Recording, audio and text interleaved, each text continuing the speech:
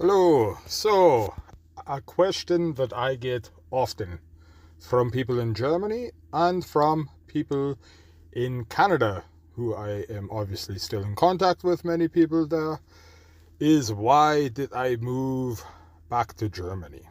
So, where I lived in Canada, the landscape was big and beautiful, but everything human made felt new and temporary. The buildings, the towns, the visible history around you, it only goes back maybe 100 years or so in Saskatchewan and Alberta. So in a lot of newer regions like the prairies or the Midwest, things are functional, practical, and replaceable. Here in Europe, I'm surrounded by evidence of time. Stone buildings that are older than entire countries. Streets that weren't really planned but slowly grew over centuries. That does something psychologically. It makes you feel like you're living inside a long human continuum instead of standing at the edge of a frontier. For me, that feels grounding and deeply reassuring. The seasons are another huge part of it. Where I lived in Canada, winter wasn't just a season, it was something to endure. Long, extreme cold, short transitions, and feeling like half the year was about survival. Here, the seasons move more gradually. Spring actually unfolds. Autumn lingers, and winter is a shorter and milder.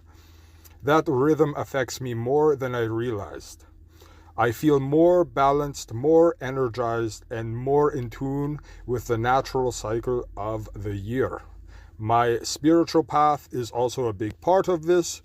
As everyone knows, I follow a Germanic pagan path, specifically in the Old Saxon tradition, connected to the region my family has lived for hundreds of years in Niedersachsen.